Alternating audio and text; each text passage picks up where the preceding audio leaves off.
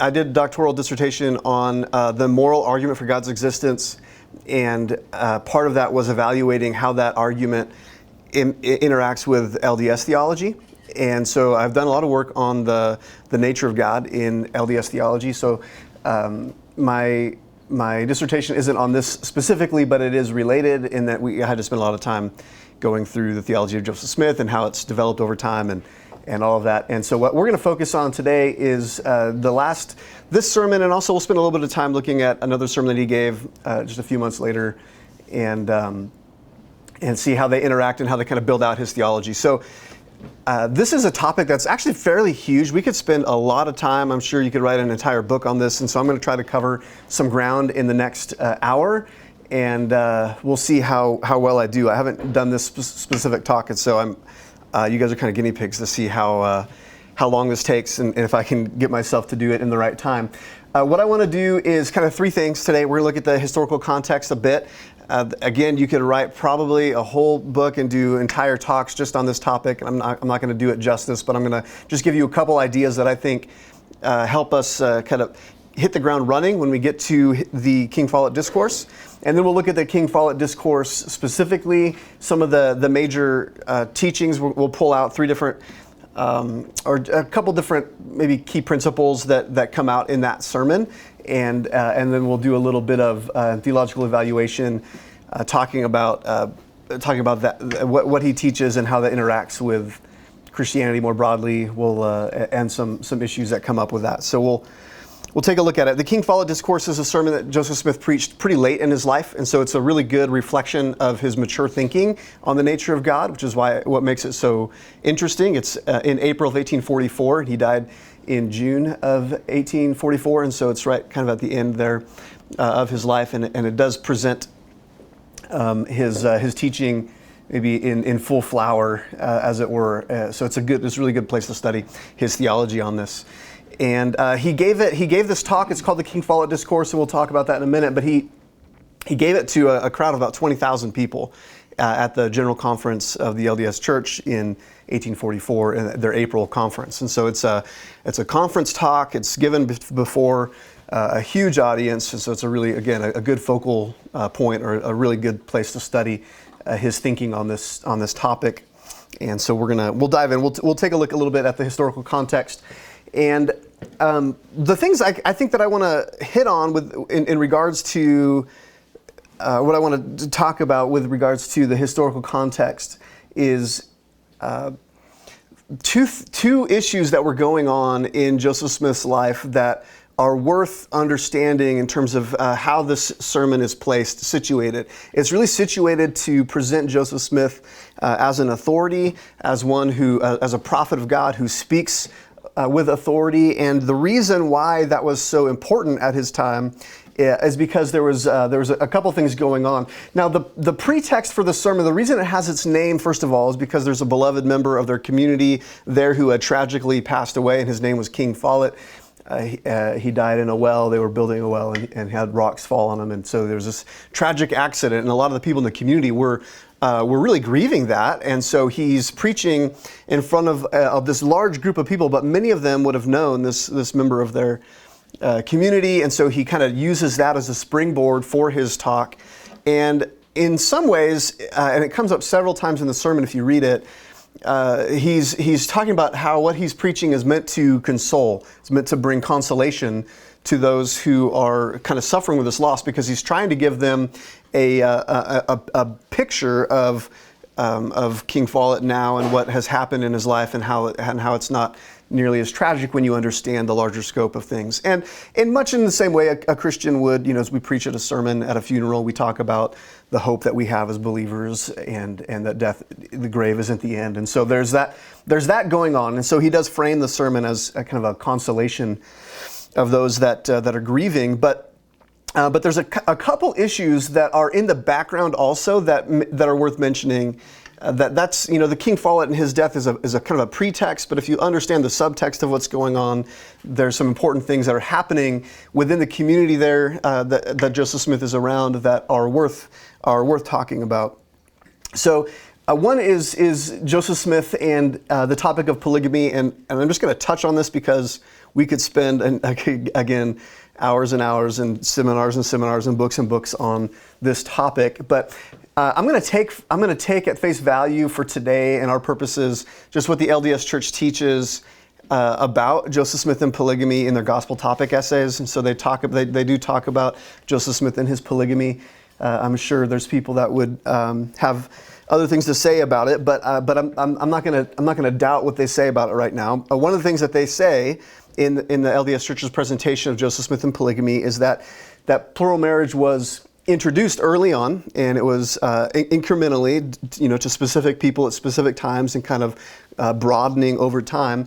But that people were commanded, or they were instructed to keep the teaching confidential, so that they didn't express or discuss their experiences of polygamy publicly until after the Latter-day Saints moved here into Utah.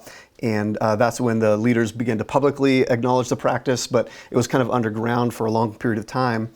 And so that's kind of happening, but I want to just mention a few things about the private versus public split of Joseph Smith and polygamy, because this does come up this is part of the reason why Smith had to establish himself as a prophet, because of this growing dissent that was coming up because of this practice. He was privately, of course, he married his wife Emma Hale in 1827, and in the mid 1830s married Fanny Alger. He then later married Louisa Beeman in 1841, and again, this is the LDS Church Gospel Topic Essays tell us that following his marriage to Louisa Beeman, and before he married other single women, Joseph Smith was sealed to a number of women who were already married, and that all told, he married between 30 and 40 women. So again, maybe historians, I haven't studied this in detail, maybe historians have nuance or other ways to explain this, but this is just what the LDS Church teaches on their website.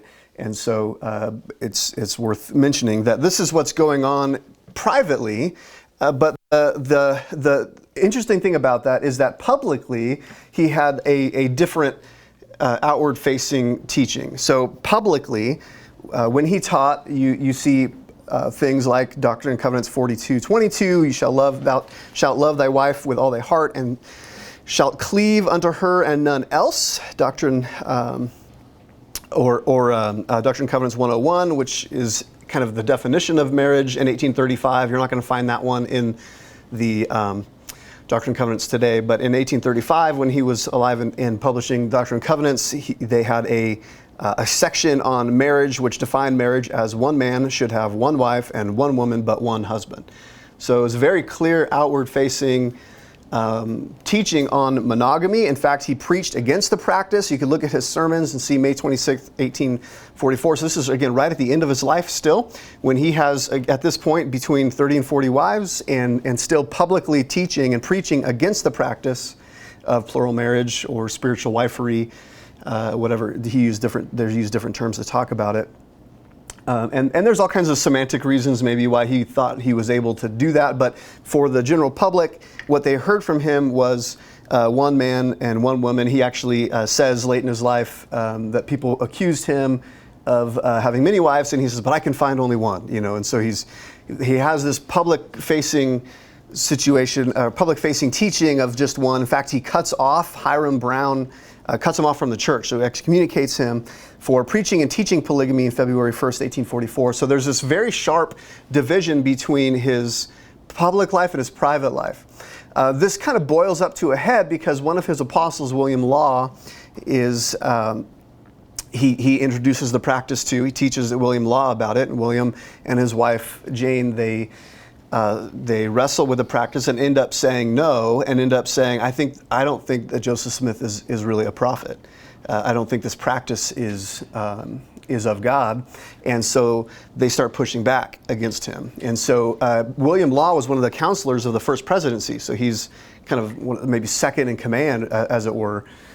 And he was an apostle, obviously, and one of the first presidency. And William Law gets pushed out of the first presidency because of his rejection of Joseph Smith's teaching on polygamy, and that becomes to kind of boil over. Some other people start hearing the grumblings, and there's this rising tension that's forming. One, because of this polygamy, but because of that polygamous because of this issue, it starts to drive a wedge between Smith and others in terms of his authority. Some people started really seeing and doubting his authority as a prophet anymore. And so that's kind of the second, how those two are related, so that in the late life, when he gets to this King Follett discourse, not only is he trying to reestablish himself as the one that people can look to as the mouthpiece of God, because a lot of people were doubting that at the time.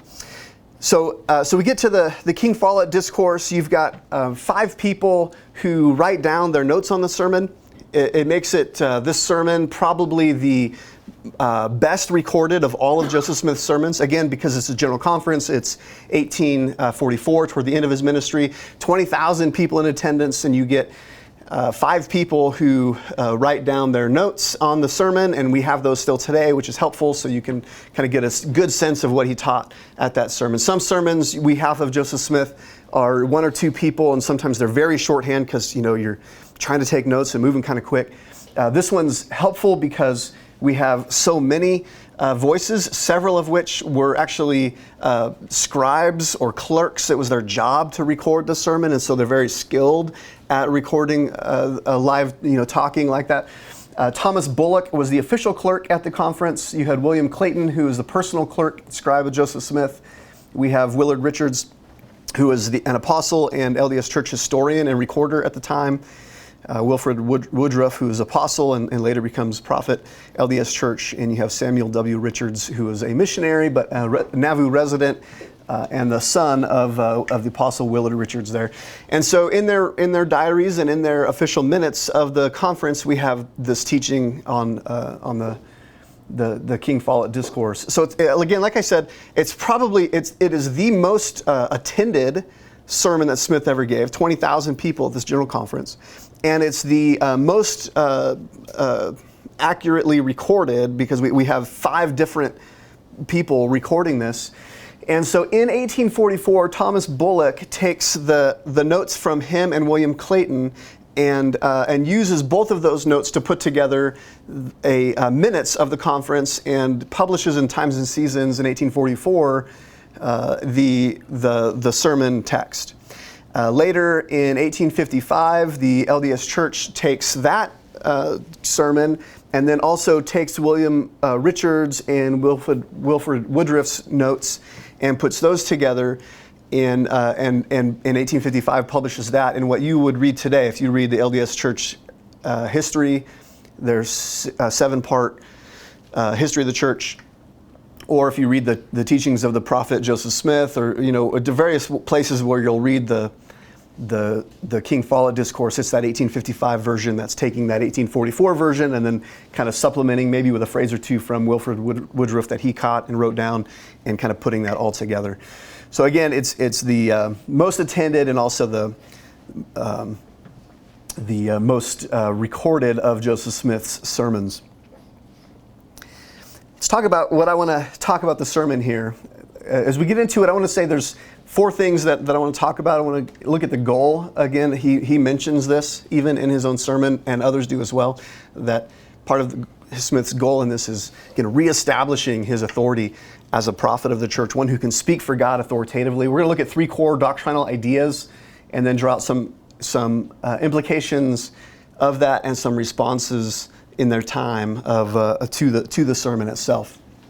So first of all, the goal, Smith talks about this, but he's trying to establish his authority by teaching directly and publicly on the nature of God in a way that challenged prevailing views of God and man. So he's really trying to pave new ground, or at least publicly and authoritatively speak about God in a way that no one else is going to hear anywhere else.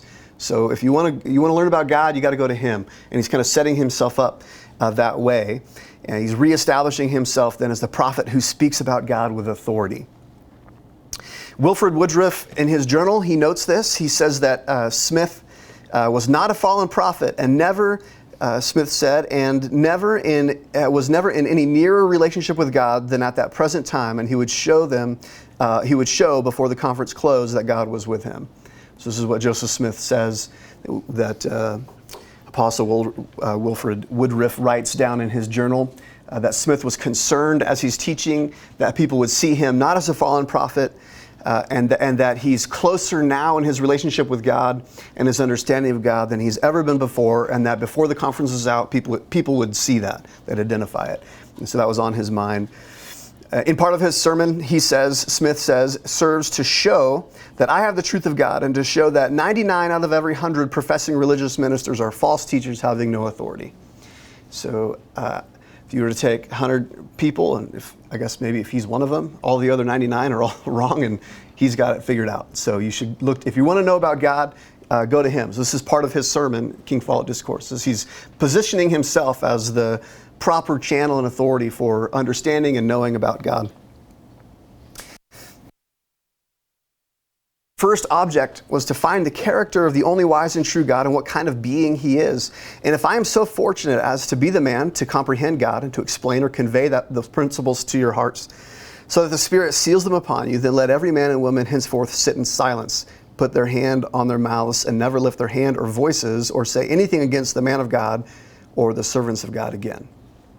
So he's a lot of dissent boiling up. You've got people like William Law who are claiming Joseph Smith is a fallen prophet, and they have some influence in the church. Smith is using this platform at this general conference to reestablish the opposite, to kind of put himself again front and center and say, don't listen to those guys, listen to me.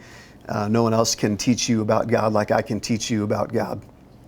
So that's a little bit of his goal, and that comes up several times in the speech.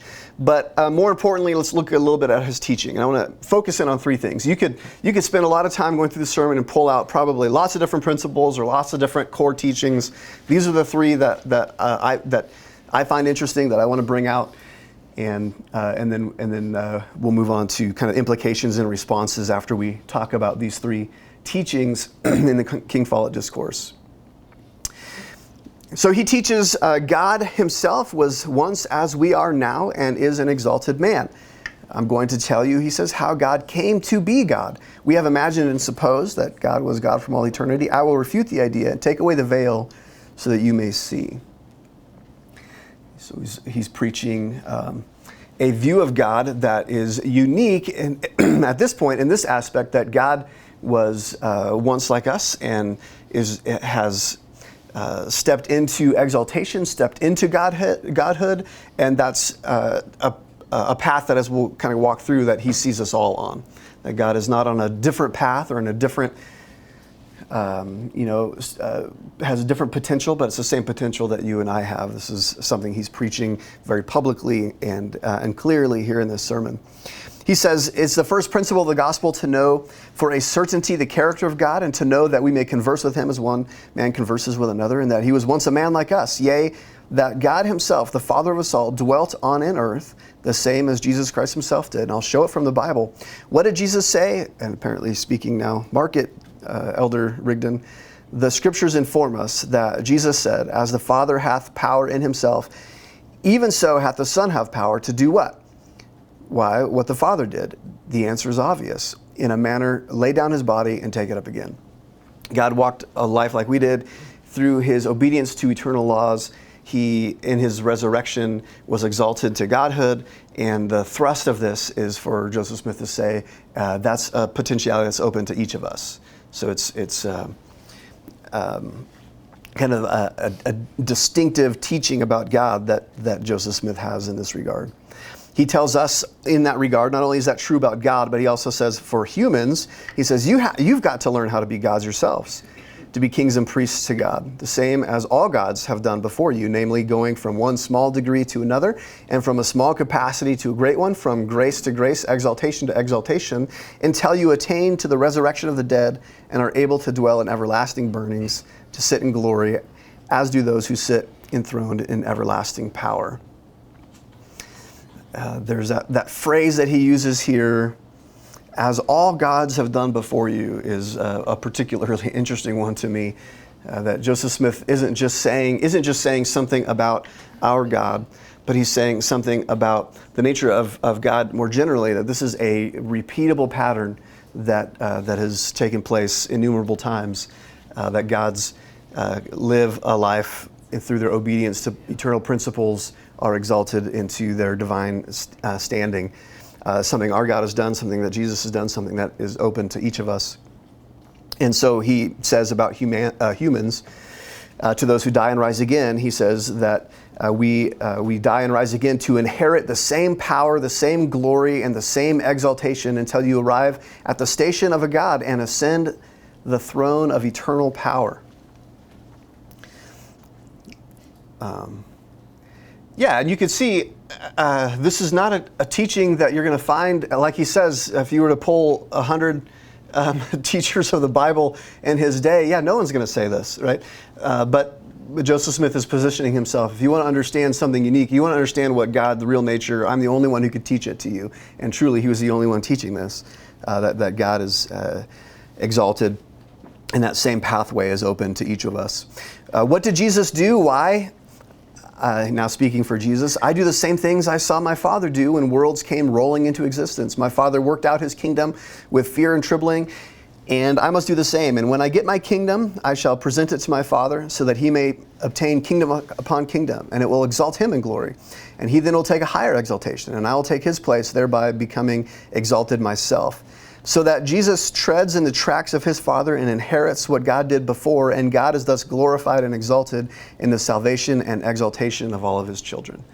So we kind of participate in pushing God to higher levels by ascending ourselves to becoming exalted. That makes God more exalted, and apparently it makes his God more exalted, and it just kind of pushes them all up. And so they're all interested in this process taking place. Father worked out a kingdom, Jesus worked out his kingdom, now it's up to you to work out your kingdom. That's the teaching, and that's sort of what the eternal progression is about. There's another aspect of Smith's teaching that we'll touch on here, and then we'll come back to this in a minute when we talk about some responses to the sermon, but that's a divine counsel. So he talks about a divine counsel in this, in his sermon. And he does it by getting into what he says is his Hebrew interpretation of, an interpretation of Genesis 1:1 based on some Hebrew insights he has.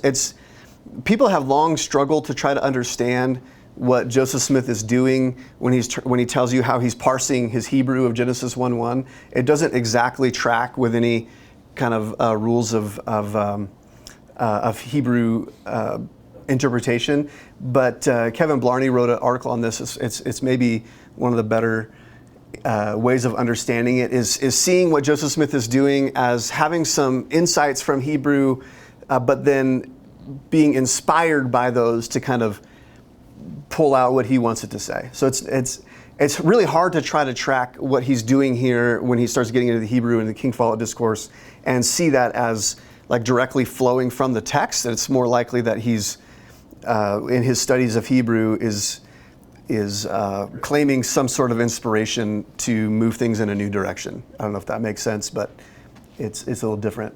So he says, so when he says things like this, I'm going to comment on the very first Hebrew word of the Bible. I don't think it necessarily means I'm going to try to actually parse this for you, because nobody understands what he's doing with his parsing of Hebrew 1:1 and Bereshit specifically.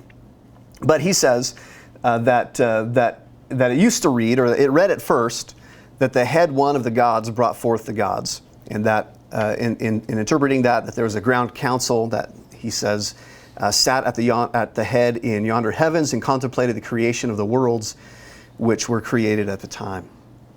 So you have this idea of this council that's meeting together, and they kind of appoint one person as the leader who will take responsibility for the creation of this world that is to come. And that's sort of this idea of this council that he has drawn up here in King Follett Discourse. One more thing I mentioned, so we talked about a little bit about eternal progression, and again, we could spend a lot of time on that.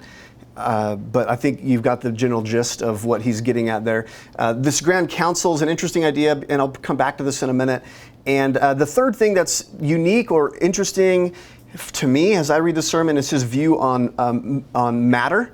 He claims that all matter is eternal, and it doesn't come into being, right? So he says God had made materials to organize the world out of chaos, chaotic matter, which is element, and in which dwells all the glory. Element had an existence from the time he had. The pure principles of element are principles which can never be destroyed, that they may be organized and reorganized, but not destroyed. They have no beginning and can have no end. So God's creating stuff, but not in the sense that we would say in a kind of from a Christian tradition of ex nihilo or creating out of nothing, but he's taking stuff that exists, and the stuff that exists has existed as long as he has. It's as eternal as God is, and he's kind of shaping it or fashioning it somehow, but not creating it.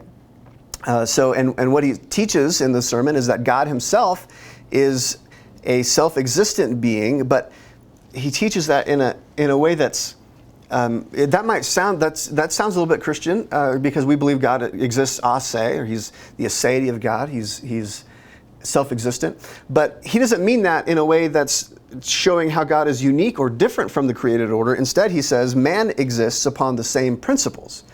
So we are as eternal, as self-existent as God, in that we're made of material stuff that is eternal, and later they talk about these as intelligences. Mind or intelligence which man possesses is co-equal with God himself. It's an interesting turn of phrase, but it kind of flows for him because God himself was made of matter and organized into a being by some higher being, and then God does the same with other intelligences or matter, forms them into a thing, and it's this eternal kind of round that he speaks about. There never was a time when there were not spirits, for they are co-equal with our Father in heaven. Another quote on this: God never had the power to create the spirit of man at all. God himself could not create himself. Intelligence is eternal and exists upon a self-existent principle. So you can understand the argument a little bit if in the Bible, when you read in Colossians 1 or John 1:1, when you read about Jesus and the created order, and you put the created order in things that begin to exist bucket, Jesus can't get stuck in the things that came to exist bucket. He's outside the bucket, right? So Jesus is the creator, and everything in the bucket began to exist. But for Joseph Smith, God is in the began to exist bucket in terms of his organization and his personhood and all that kind of stuff. So his matter is just as eternal as all the other things that are created. He's not distinct from the created order in any deep sense that way. And so for him, he can't create human spirit in the same way God himself couldn't be a created being. And so because God is himself a spirit, he can't be the creator of all spirits, and so God is just one of many kind of a thing. So because in Christian tradition, because God is immaterial, he can be the creator of all the material universe because he himself is immaterial.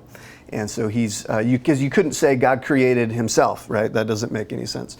God doesn't owe his origin or his creation to anybody else because he's not created. He's a self-existent being. Not so with Joseph Smith, and what he's teaching here in the King Follett Discourse. God can't create spirit because he himself is made of spirit. He himself is made of matter, so he can't create matter. It's all organization. That's kind of what's going on.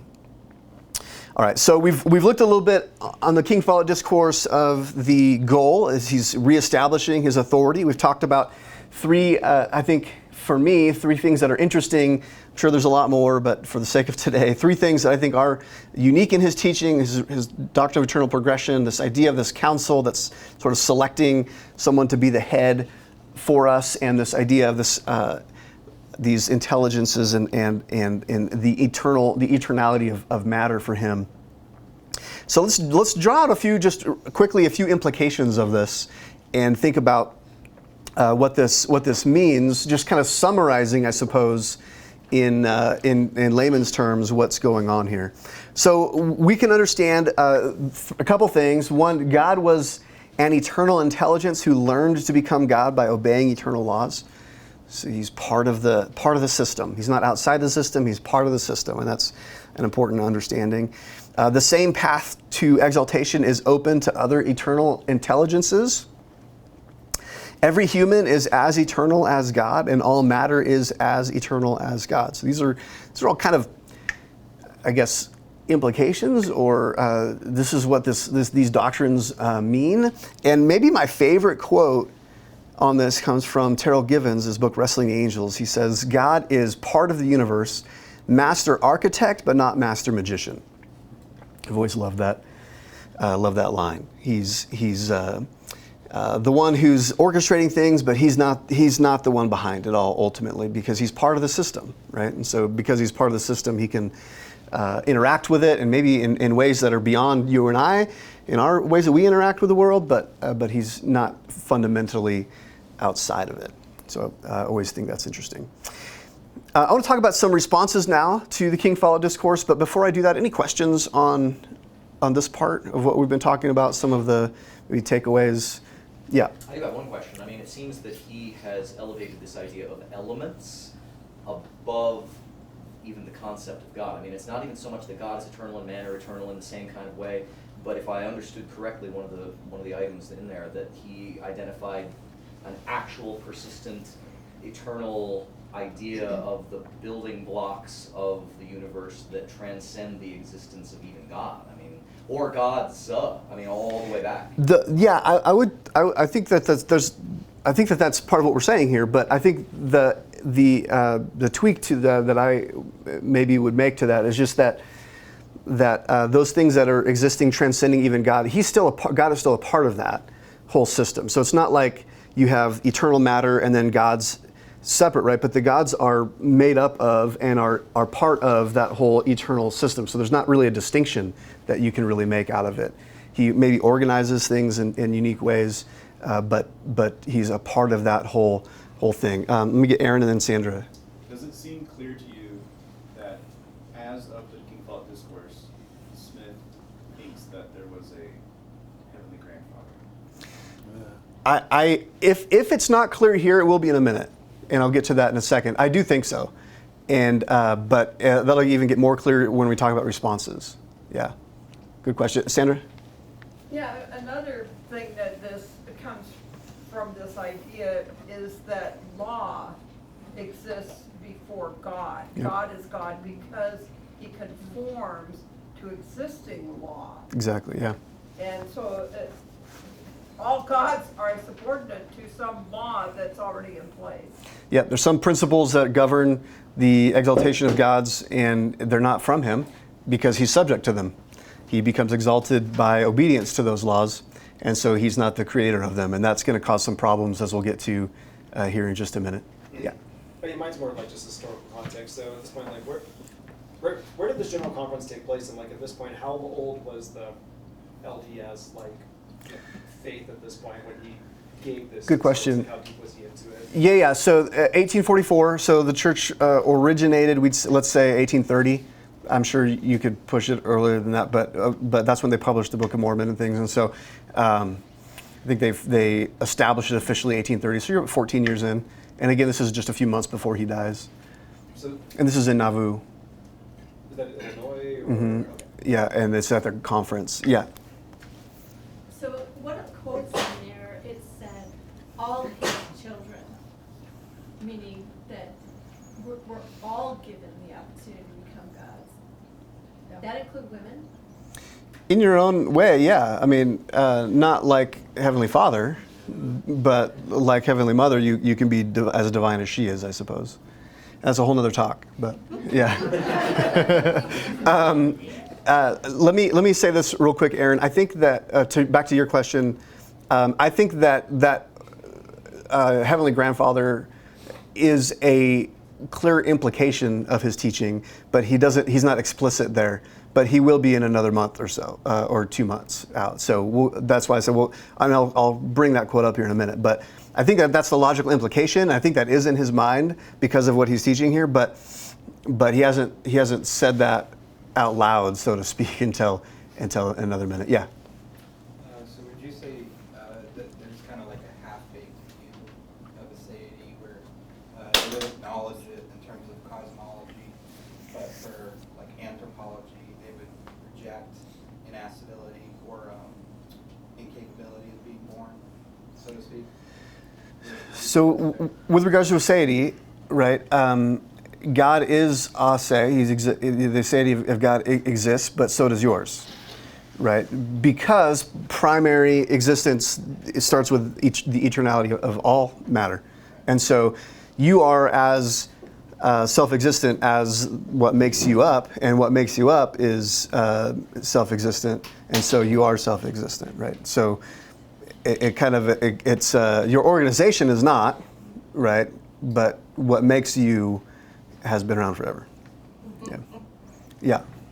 I was just wondering if this, and you or Sandra might have a better idea, but are these core things that from this discourse, would that be the most prevalent or a key part of the Mormon nowadays? Because there's so many different tracks they went off on, but those core beliefs that came from this discourse, would you say that's modern day view? Yeah, I don't think there's any outright rejection of any of this. This sermon is not has not been inscripturated, so they don't look at it. A lot of Mormons have never read it before, but I do think it forms a lot of their theology in terms of all the things that we're talking about here. The eternal progression and the eternality of matter. All these things are, part of the LDS worldview. Sandra? Well, it underpins their whole idea of 3 levels of heaven. Yeah. Because to get to the celestial kingdom, the goal is for you to go through this cycle yourself. And so, yes, it's still the Mormon theology today. They just are diluting the language publicly, but it is the underlying theology of the temple ritual. That's right. Yeah. Thank you. Let me, one more, and then I got to move on. I still got some more things I need to.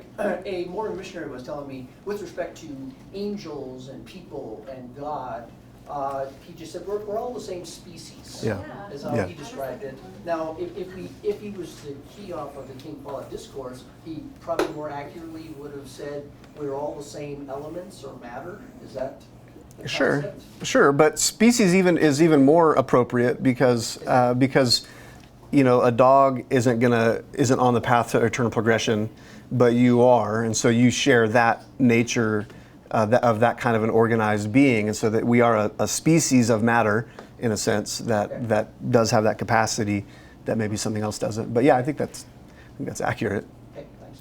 I haven't heard them say that to me, but I think that's that's an interesting way for them to put it. So I'm going to give you 2 responses in particular that I find interesting about this sermon. So the one response was from William Law. William Law, again, was one of his apostles, first counselor of the president. He'd gotten removed from his first presidency position because of his rejection of Smith's polygamy, and because of that, he started rejecting Smith's authority. And even after this sermon, he and a few others formed a offshoot or a break-off group that was trying to affirm the Book of Mormon but reject Joseph Smith as a prophet, because they saw his teaching on polygamy and the plurality of gods to be abhorrent. So one of the things that William Law says, as he called the doctrine of the plurality of gods, and he says that there are other gods as far above our God as he is above us. And so that's part of, I think, the thinking that you were thinking about, Aaron, there. But he does draw that implication. So people were drawing that implication in that time, and he said that preaching or that teaching that Smith gave at that April conference, William Law said, was some of the most blasphemous doctrines that he had ever heard of. And so that's an interesting take from someone who's there at the time, hears the sermon, and instead of Smith's sermon sort of reestablishing himself as this mouthpiece for God, for some who heard it, they said, that's the last straw. This is too far. This is not what we signed up for. This is not what the Book of Mormon says. And even if I take the Book of Mormon, I can't take this. And so they start to see Joseph Smith as a fallen prophet. And so William Law and several others who were dissenters formed this kind of offshoot group that tries to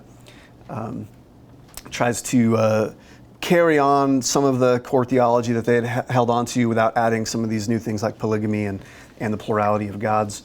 And you're probably familiar with, in June 7th, they publish a newspaper called the Nauvoo Expositor, which I think there's one on the wall over there. It's the first and only issue of that newspaper, because in that newspaper they put front and center Smith's teaching on God, the plurality of gods, and his teaching on polygamy.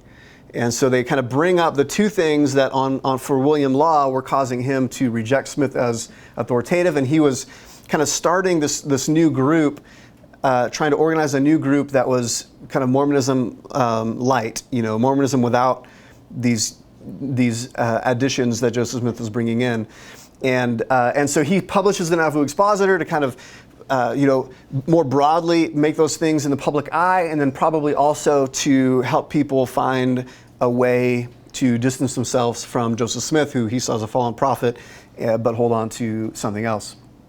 And so they published the Nauvoo Expositor. Joseph Smith, of course, is unhappy with that, and he has the press destroyed, and that's why it's the only edition of that newspaper that was ever printed, because the press gets shut down, and that puts Smith in some trouble. He ends up getting put up on charges of rioting and treason in Carthage, and that ends up shortly it leads to his death. But in between that, in between his shutting down of the press, which that first edition was June 7th, and his death, which was later in June, is it June 24th or something, when Smith was killed, something like that. But in between then, he had one other Sunday, one other opportunity to preach, and he preached a sermon there at Nauvoo called the Sermon in the Grove. It's sometimes called because it was outdoors on this raised platform on the east grove of the temple lot there in Nauvoo.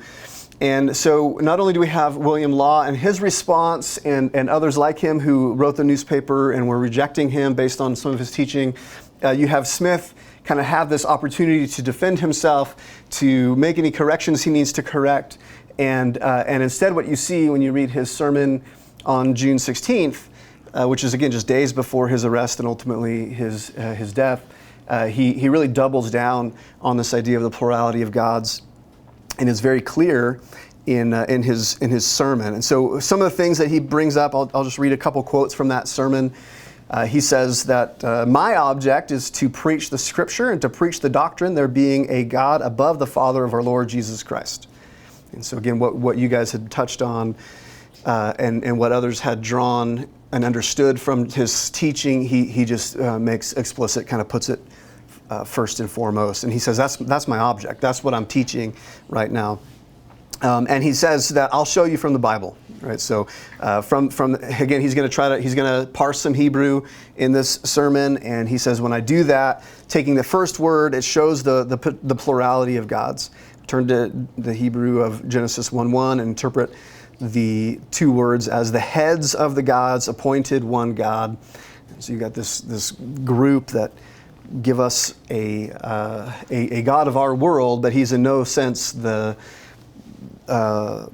archetype of the whole deal. He's not the master architect. He's not the master magician. He's the master architect. He's not the end of the rule and the end of the chain. In fact, there is no end of the chain, which is part of the problem here, is that you have these other gods before him, and God himself has a father.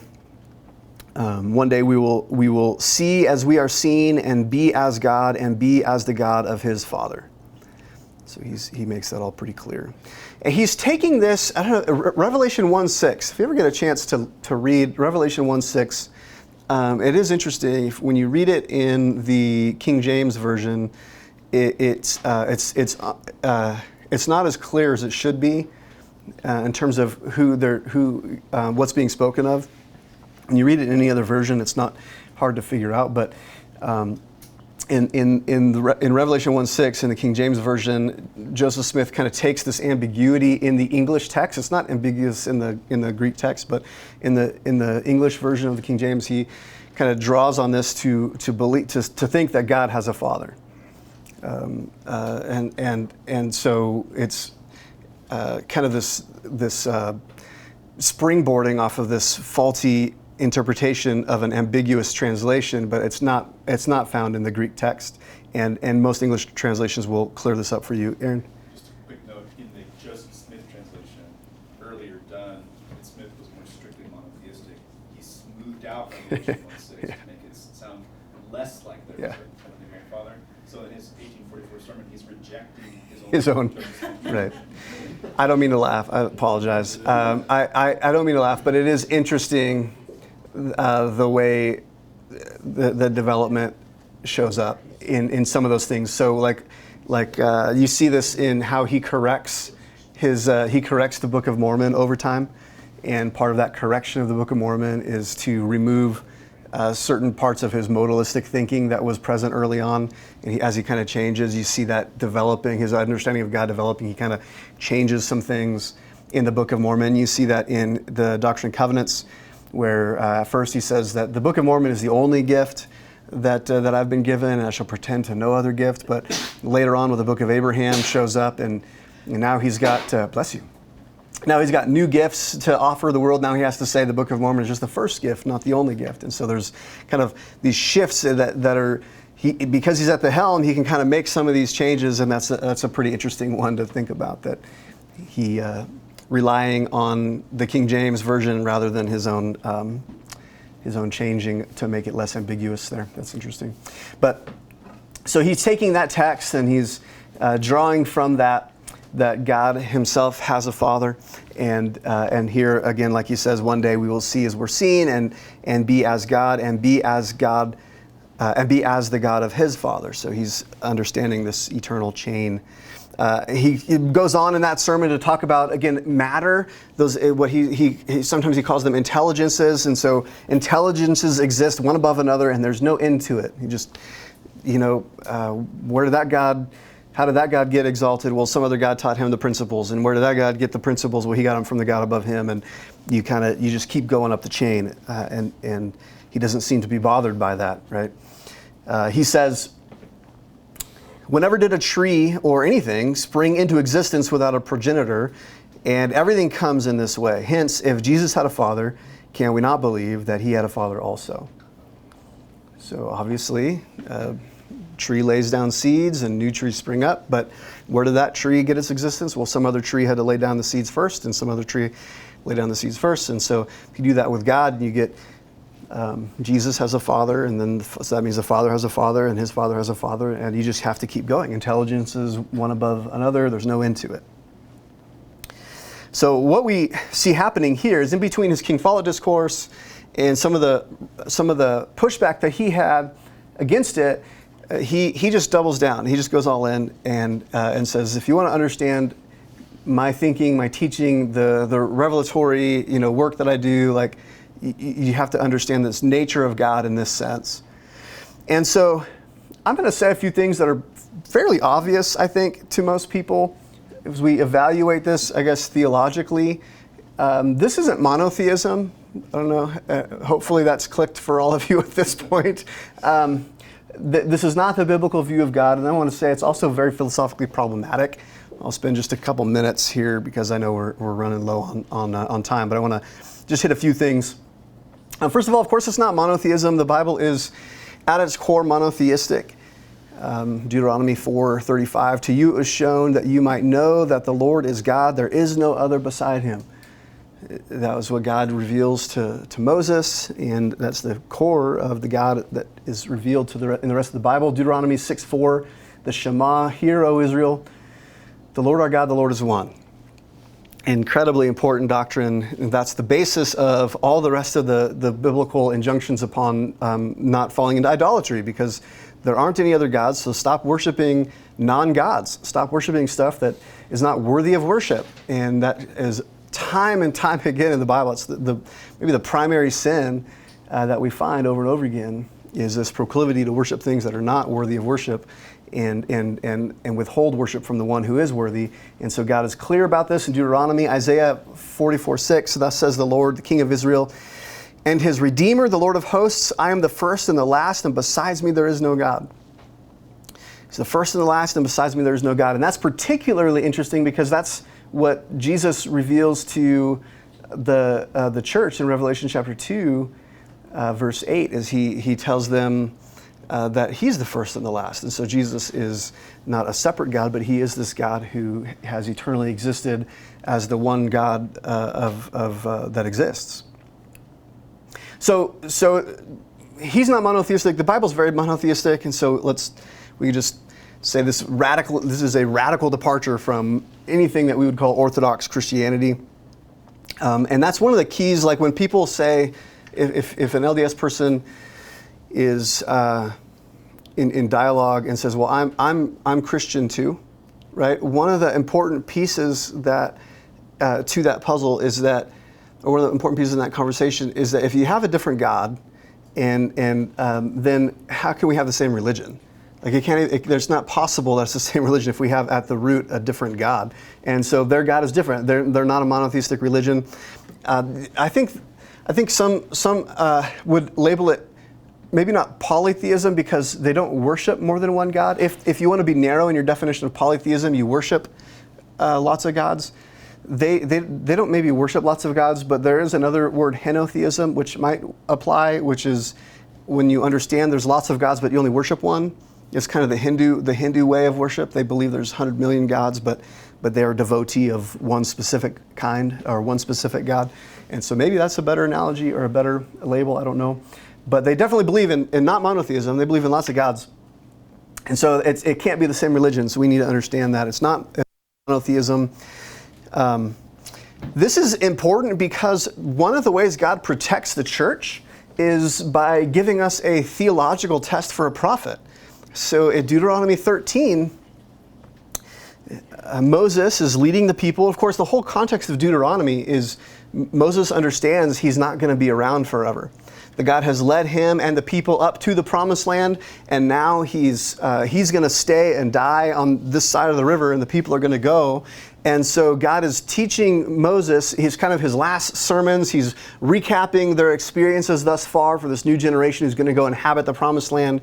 And he also needs to protect them. And so there's a couple different tests in Deuteronomy. Deuteronomy 18, you might be familiar with that one, the test of the prophet. But in Deuteronomy 13, 1-5, Moses, or God speaks through Moses, and he says, if a prophet or a dreamer of dreams arises among you and gives you a sign or a wonder, and the sign or wonder that he tells you comes to pass, and if he says, let us go after other gods which you have not known, and let us serve them, you shall not listen to the words of the prophet or that dreamer of dreams, for the Lord your God is testing you to know whether you love the Lord your God with all of your heart, with all of your soul.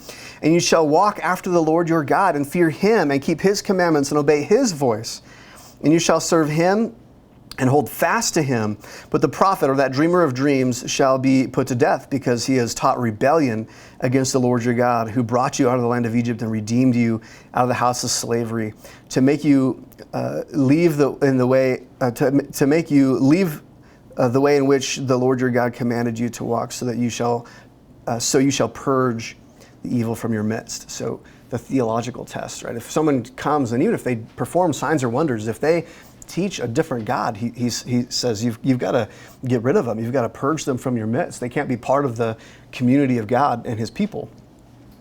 And so I think I think this is a clear application of that test would be rejecting Joseph Smith as a mouthpiece for God, because he teaches a different God. It's not monotheistic.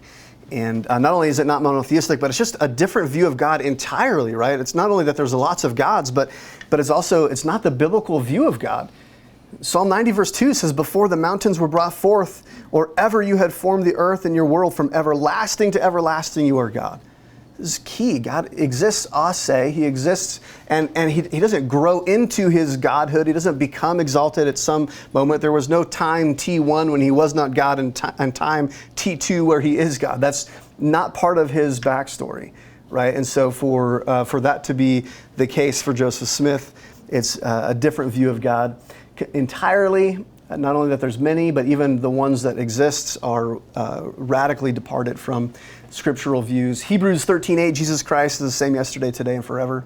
He doesn't grow into his exaltation. He doesn't earn his place alongside God. This is something he has been for eternity. And so we can make sure we understand that. I think philosophically, and I know I got to wrap this up, and so I'll end I'll end pretty quick here. Smith's view for this infinite regression of gods, each dependent on previously exalted beings for their organization and exaltation based on being obedient to eternal principles, this causes problems with philosophical thinking, just logical philosophical thinking, for a number of reasons. So in the cosmological argument, we argue that everything that begins to exist has a cause, and the universe began to exist, and so the universe has a cause. But you would apply that same thinking to God, because he begins to exist, or he begins to exist even in his exalted state at some point, and so do the gods before him, and it goes on to this infinite regression. But the problem with that is that, if I need $5, and I say, Eli, can you give me $5? And Eli says, yeah, let me get you $5. I don't have it on me, but let me get it. And then he goes to his neighbor, hey, do you have $5? And he says, sure, I'll give you $5, but he doesn't, I don't have it, I'll have to get it from her. You kind of go back through the entire room, and if nobody ever just has the $5 to give, I never get the $5, right? And so the reality is we're here. The reality is, on their view, God was an exalted being, but for him to become an exalted being, he had to get that somewhere, sometime, from someone who just had it to give without having to get it themselves. And their theology doesn't allow for that.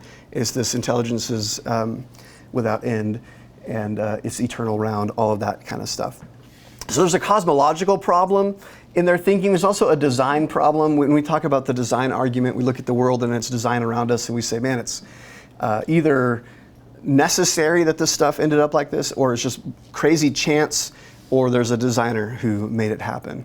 And the problem is, again, we have to do that same thinking about God, because he himself was a designed and organized being. And so was it law, was it chance, or was it some designer? And so then you would need a designer above him, and then you would need a designer above him. And so you get to the same problem with this infinite regression. And so the interesting thing about that is, I think both of those arguments, the cosmological argument that Christians might use as a defense of Christian faith, I think not only does it provide evidence for the God of Christianity, the theistic God that we serve, but it also serves in a way as a defeater against the Mormon views of theology that have this infinite regression. Because if everything that begins to exist has a cause, and the universe and God has a cause, then there has to be something at the end of the chain. And because they don't have one, that would mean it's a defeater for that worldview. That worldview doesn't work. And the same way the design argument functions that way, I think the moral problem functions the same way. When we look at morality, and we understand that without God, there could be no objective moral standards or duties. So you need some sort of deity that can ground morality. Otherwise, it just kind of descends into a prudential orbit, or into a kind of subjective experience of some kind. But if morality is actually objective, and it's not just prudential or something like that, but there is actually good and evil, then you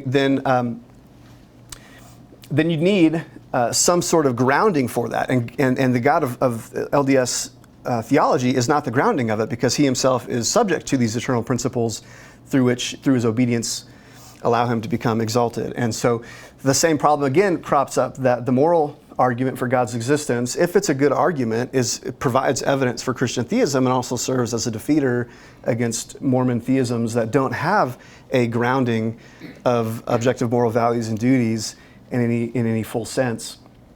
And so there's philosophical problems with that. There's a philosopher, LDS philosopher named Blake Ostler, who he tries to reframe some of this. I'm already over time, so I won't do this justice, but I just want to touch on this for a moment here. You have till quarter after if there's any questions. Oh man, okay. So I'm not over time, so I'll just slow down for a minute then. LDS philosopher. No. Blake Ostler, he has a view that he calls monarchotheism, or kingship theism, if that's easier. And he tries to reinterpret Smith's teaching. So he walks through the King Follett Discourse and basically says everything we said it means, it doesn't mean that. Everything that the Sermon in the Grove means, it doesn't mean that. And so he says, he tries to identify God as the head God, the stopping point, who's at the beginning point for all other gods. And I don't know all of his motivations for that, but I would imagine if I was LDS, I would be very inclined to this view, because I would say, yeah, because those philosophical problems are rough. Like I wouldn't, the cosmological argument, the design argument, the moral argument, these all would be destructive to the Mormon worldview, the LDS worldview. And so I'd be inclined to this view as well. I didn't bring a copy with me, but I wrote an article that I published in Dialogue, which I'm sure you could find somewhere around in the world, or just type it up. But it's basically, it's a really kind of an odd article, but I wrote it for LDS people to say, and the argument was that Blake Ostler's view of God is not consistent with Joseph Smith's teaching on God, because that's what he wants to say it's consistent. And so my point of that article was to say it's actually not. You can't put these things together, and the ways that you're doing it are out of bounds. Like they don't work for a variety of reasons, which I spell out in the article. And so it's kind of an odd. I was kind of in a weird position, like I was defending traditional Mormon theology from kind of revisionist theologians. Put me in an odd place, but I really do think it's important that Joseph Smith's theology is dealt with and understood, and if you're going to be an LDS or a follower who thinks Joseph Smith is a prophet, I think you need to own it. You need to go all in and understand what it means. And so it's the way that one of the ways that he has to argue this is by completely sidestepping Smith's claim in the King Follett Discourse that humans can learn to be like the head God of our world by going from a small capacity to a great one. This is the path that God himself, he says, is on, the same path that we're on, and so he has to downplay that. And he makes this claim that in the King Follett Discourse, Smith is only concerned about the word Bereshit, and in the sermon in the Grove, he's only concerned about the word Elohim. And so in the King Follett Discourse, he's only concerned about the head, what he says is the head God, and in the sermon in the Grove, he's concerned about the plurality of gods, that the head God is kind of bossing around in the creation story. But that's the only way you can do that is if you play with the sources. You have to change the text, and you have to say it doesn't say what it says, and then you have to say it doesn't mean what it says it means. And so I kind of argue the converse of that, and it's sort of defending Joseph Smith and his theology from Ostler. So he has to sidestep a lot of issues, I think, in his understanding of God. In the Sermon in the Grove, Smith's main point is not, as Ostler would have it, that there's a plurality of gods and a head God charged with the organization of the earth, but the astounding claim that God the Father himself has a Father. That's the whole basis of the sermon. That's the entire thrust. That's maybe the main takeaway point from that sermon. That's the point of his use of Revelation 1:6, and so there's just you can't get around that sermon. Now, you could claim maybe that you don't think that was inspired, but I think that the logic of that is still there in the King Follett Discourse, and so you're gonna have a hard time moving away from that.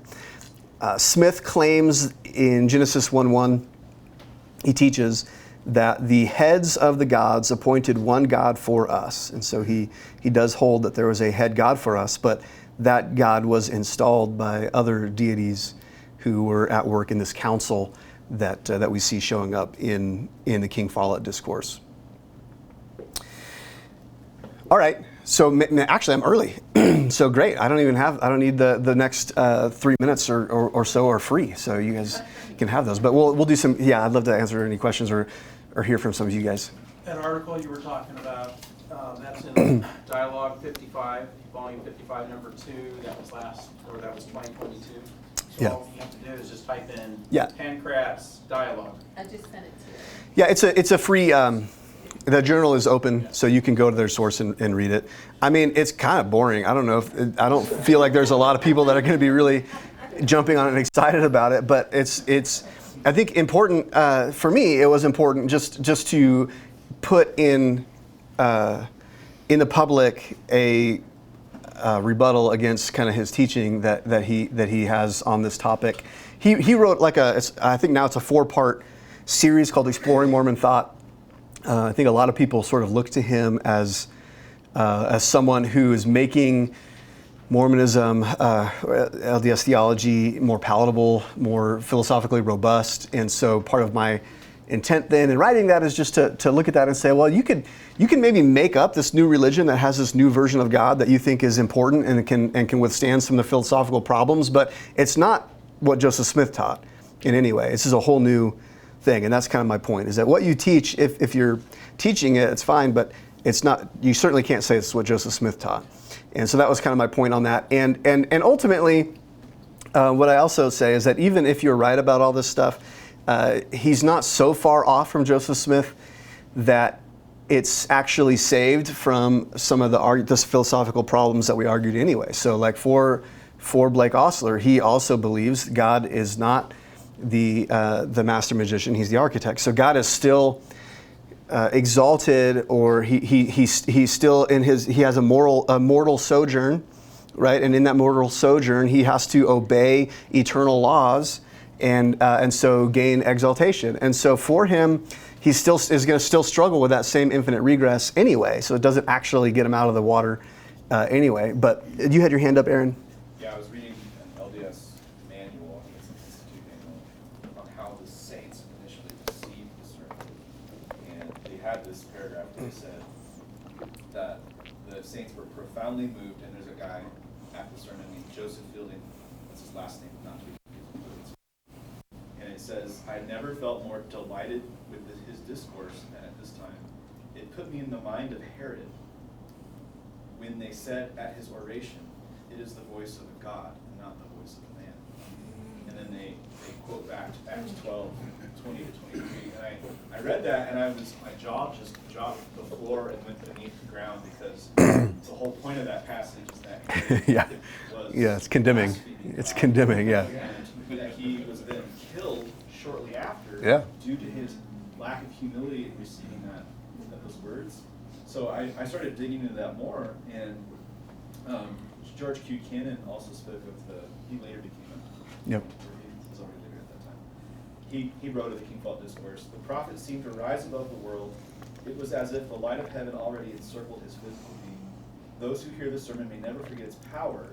Those who read it today may think it was an exhibition of superhuman power and eloquence. And I couldn't but help think that for Smith, for God, Smith's sermon was the straw that broke the back of patience, which led to, it seems obvious. It's Deuteronomy 13, His imminent death after the sermon was a consequence of his arrogance after the sermon. Yeah, I don't think that's off base. I think William Law, actually his take on it was pretty accurate. I'd never heard anything more blasphemous, right? I think that's probably either the sermon worked in its purpose of establishing Joseph Smith as an authority, and it was so unique and different that you just were in awe of his teaching, or you thought, this is so outlandish, it's so different that this is a fallen person. This is not someone that we need to follow or has any kind of authority to teach me about God. I think it was that pretty polarizing. Let me go back and then I'll come to you, Jen. Am I the one in the back? Yeah. I'm curious how you respond and interact as you run into, because I run into this all the time. It doesn't say what it says, it doesn't mean what it means. We can read a Bible passage and I'll get that reaction. I can sometimes read stuff, even the introduction of the Book of Mormon, and they'll say, well, it doesn't really mean that. And even other LDS quotes, and around and around we go. So I'm curious how you That's a challenge. I think we've all faced that challenge. I think for me, the cleanest way I can do that is by if I've done a little bit of homework ahead of time, and I know a prophet or apostle who has said that at General Conference at some point, then I'll say, was he wrong? Are you telling me he was wrong? And then they're going to be faced with either accepting what you're saying or not sustaining their prophet. Or disagreeing with their prophets about things, and if I've had some that are so cavalier that they just say, yeah, I don't think he was right about that. Most people are going to disagree with 90% of what Brigham Young said, I would imagine. I don't know, but that's kind of but then you kind of have this. Well, why would I? If I'm an outsider trying to figure out some stuff about your religion, and you've got your person who's your prophet, your top guy who speaks for God. Why would I trust you more than him in terms of explaining theology? Like, who are you? And why wouldn't I talk to him? So I think that's probably the easiest way to get around that. But in the moment, when you're having those conversations, I think you've got to just so many times. I mean, I've had this with Ezekiel 37 and the two sticks, and the missionary telling me what the two sticks mean, and then I'm like, well, let's read the passage, and we read it, and it says, and the two are, two sticks or two nations becoming one under one king, and it just tells you what it means. And I'll have them read that and say, so what does it mean? And they say, well, it's the Book of Mormon and the Bible. I'm like, well, okay, let's read the passage again. What does it say it means? Well, I think this is about the Book of Mormon. It's like there's unable to switch, right? And just tell you what it says, like frustratingly so. So, I mean, I don't know. We pray, Aaron. Do you have anything else that you would add to that? I will often say, if I can quote a prophet or something, Yeah. I'll say, well, did they speak truth? Yeah. Was that true? Yeah. Was it a true statement? Now we're running into a time thing in terms of, well, at the time. Mm-hmm. But now we understand it this way. Mm-hmm. So they play the time card sometimes. But I wonder if, it's a little smart aleck, but in terms of, okay, well, do you say what you are saying and mean what you are saying? And not trust what you're saying as well. Yeah. I think for me, like, I'm not going to get so hung up on something crazy that Brigham Young said because I don't want to play that game. If it's something Joseph Smith said, like, I feel like that's pretty fair game because most people aren't willing to divest themselves of Joseph Smith. They're quick to throw Brigham Young under the bus, but not so quick to do that with Joseph Smith. But so for him, I'll pull that in. And other than that, I will try to teach things that are in their manuals, teach stuff that's current, stuff that they're teaching at General Conference. Like those, that's a lot easier to have discussions around. And I don't think it's like limiting you that much to do that. There's plenty to talk about. Aaron? Jesus says after talking about his prophets known by the fruits, he talks about thorns and thistles, figs and grapes. And he says you don't go into where the thorns and thistles are, but figs and grapes. So I like to ask, is this a thorn and thistle or is it a fig and grape? Is this good fruit or bad fruit? If you don't trust your leaders, why should I? Yeah. Yeah. I also think it's Oh, sorry, you I'll come point back. out several points in this sermon. Joseph doesn't say this is deep doctrine. He says it's the start. He says this is the obvious. It's a basic This is principle. the first Yeah. principles. This is so this isn't, we're not reaching for the shelf here. In Joseph Smith's mind, his whole prophetic authority rests on these basic principles that the other theology is supposed to grow from. It's not an aberration from in his mind. Well, at least what he said. Yeah, I think he's very convinced this is God is using him to unearth these like basic principles that govern the rest of their theology, and it comes into that. Jen, So yeah. it's not reaching for some Right. weird quote. No, exactly. This is the foundation of the rest of it. Yeah. No, that's a good point. Jen. So we kind of established that the LDS faith is not really monotheistic, but they do only worship one God. My question is, Yeah. the modern day prophet, and they say they speak for God.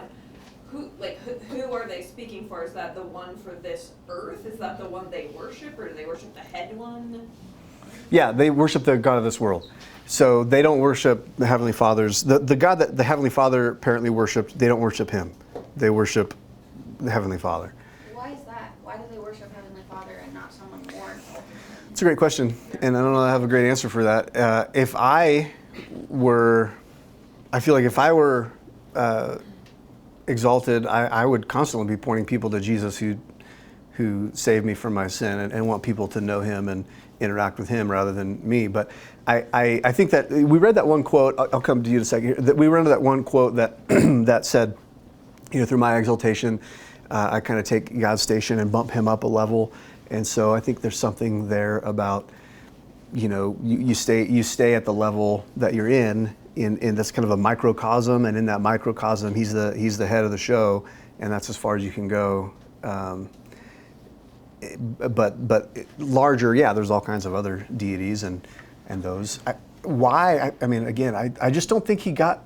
I don't think he had enough time to fill it all out. You know, I think that probably, maybe that would have come next. I don't know. Like, would have been interesting if he had another few years to see what he'd come up with. But I think this is where he landed publicly and clearly. And then I don't think he was done. But that's where we landed. Bradley in the back. I've had people tell me that the reason we worship Heavenly Father and not Heavenly Grandfather or Heavenly Great Grandfather is the same reason we respect our fathers, our physical fathers, and not we don't view every dad on the earth the same way we view our dads. And so it's interesting because in Christianity we worship God because He's worthy of worship, because His attributes are excellent and praiseworthy. We worship God because He's the Most High. Mormons don't worship God because He's the Most High, but rather because He's our God. So He could not be that great. He could be if you compare Him with all the other exalted beings, He could not be that great. But because He's our Father, that's the reason we worship Him. That's at least the answer. He could be the least high God. He could be the least high God, and we still are. I think there's also no lens through which to see any God beyond our God. Mm-hmm. So where would you direct that worship? Yeah, all really interesting. Yeah. Do you have any thoughts as to why the Brighamites are reticent to canonize the King Follett Discourse, despite it being the most attended and the best attested, whereas, they'll canonize the idea of Heavenly Mother on a third-hand account, just to kind of compare the two? Have you encountered anything in your research that suggests maybe why they don't, aside from the obvious philosophical problem? Well, I think there's a lot of sermons that Smith gave, and they're not just kind of trying to canonize all those. So I just don't think there's a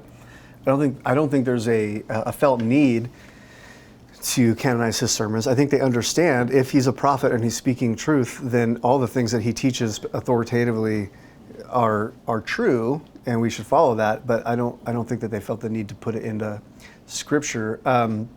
They do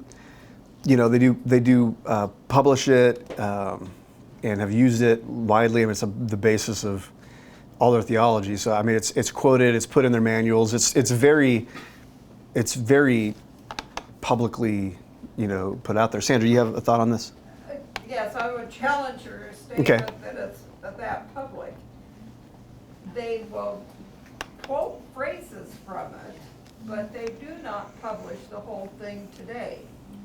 The last time I'm aware of that the church officially printed the whole King Follett sermon was in 1971 in the Ensign. Anyone wants to look it up, it's the April and May issue of 1971.